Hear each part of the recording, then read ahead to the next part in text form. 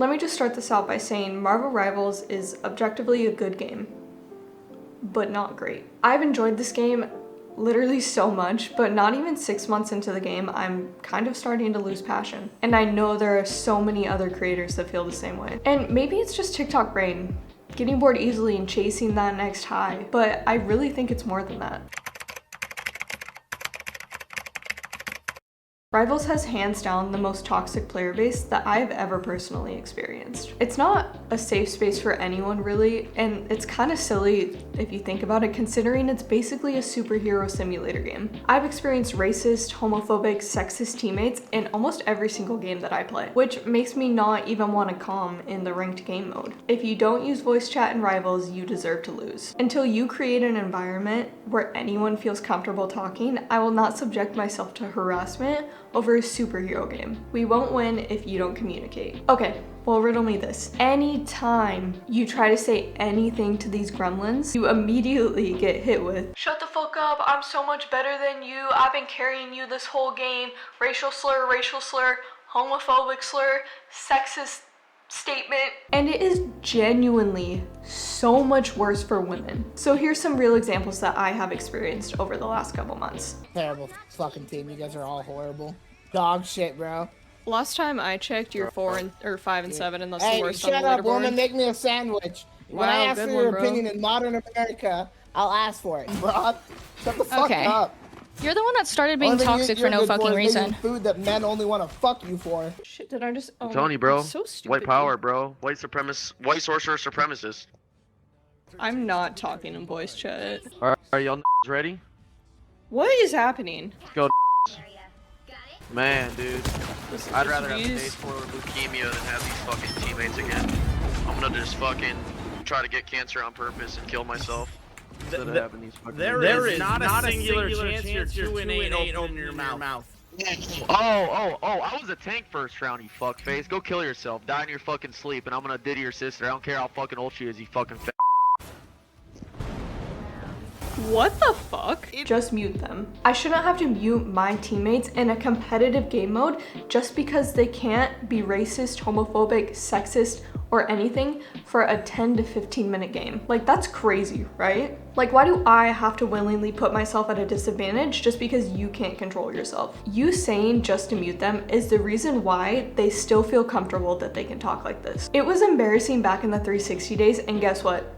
It literally still is. Do better. Just report them, they'll get banned. Yeah, you're right. Rivals does have a really good report system, and you should report people that are acting like this. But in my experience, none of the people in these clips that I just showed you have gotten banned, or gotten penalties, or even gotten muted. But granted, some people do slip through the cracks, but that's not the first time that they've acted like this, and it won't be the last. And Rivals just continues to allow players like this in their player base with no consequences. They're actually breeding an environment where people feel safe to talk like this, and it's just not fair. And yeah, life isn't fair, but I shouldn't be talked to like this in a superhero simulator video game. That's just ridiculous. So you tell me, would you want to voice comm in this game at all? No? Yeah, me too. Also, if you are or are like any of these men that I just showed in these clips, take a shower, talk to a therapist, and respectfully, fuck.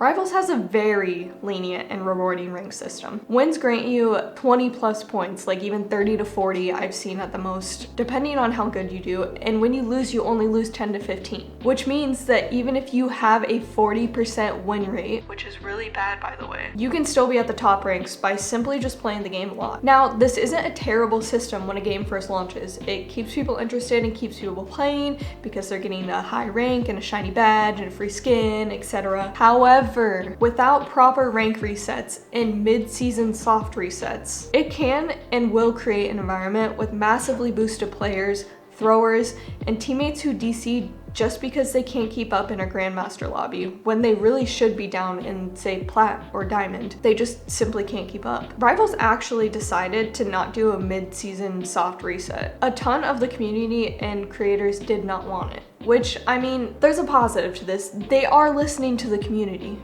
and they're taking your feedback and they're applying it to the game, which is really awesome, which is really good. Okay, don't get me wrong. But not doing a mid-season soft reset can be very harmful to a rank system like this. A lot of the players didn't want to lose their rank halfway through the season, which like, I get it, okay? Or others claim they didn't have enough time to get to gold to get the free skin. But like, I'm sorry, respectfully, okay?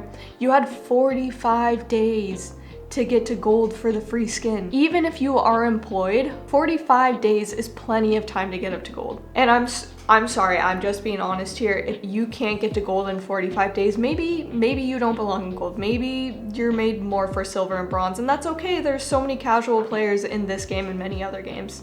And it's okay, okay? Like, I don't know what to tell you, dude. Maybe you're just not meant for gold. Mid-season soft resets are just so healthy, especially for games like Rivals that still reward you even if you have a less than 50% win rate. For example, Apex has a mid-season split, and none of their creators complain about it. I mean, probably one or two. There's always people that complain about everything, but the rank system in Apex is really similar to Rivals, whereas if you lose, you only lose your entry fee, and if you win big. So the more you play, the higher rank you'll be, which is the same idea as Rivals. It's really not so much skill-based for higher ranks. It just depends on how much you play the game. Right now, at the current moment, I've been seeing people say that Grandmaster is the new plat. And honestly, it may never be the same unless there is a hard reset where everybody just goes back down to bronze.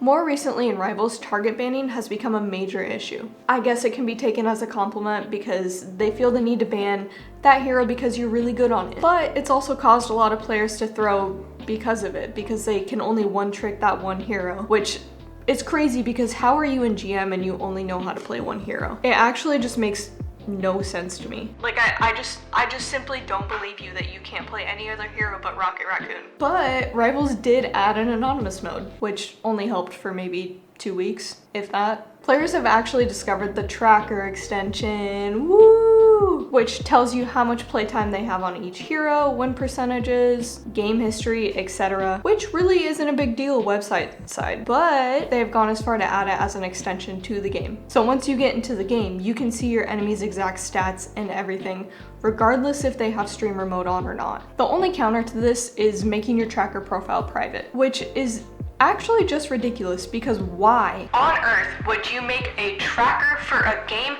that involves hero banning? It's actually just mental. And some may argue that Valorant has literally the exact same thing, but Valorant doesn't have hero bans. So it literally doesn't matter. It just gives people a weird ego when they know your teammates are your enemy's KD. That's actually it. Out of all the games that I played today, I had almost every single teammate target banning off of this stupid tracker extension. It's actually so slimy to do that, and it literally ruins the competitive integrity of the game. And I can't even imagine being on the other end of that target banning and how frustrating that might be. I have heard that Rivals is recognizing the extension as cheating, so hopefully they will start enforcing it. Because honestly, it literally makes me not want to play the game anymore. Like, literally, what's the point? In conclusion of my yapping, I think this game could be great. We're actually seeing so many tier 1 orgs form professional teams for it, and it's really exciting. Rivals truly is and can still make gaming history, but at what point do we stop being quiet about these major issues? I can tell you one thing. I will never stop talking about these insanely toxic people that I run into. If you don't call them out on their behavior, they will never learn. It's really just that simple. Anyways, thanks for watching, guys. Yeah, that's it. Bye.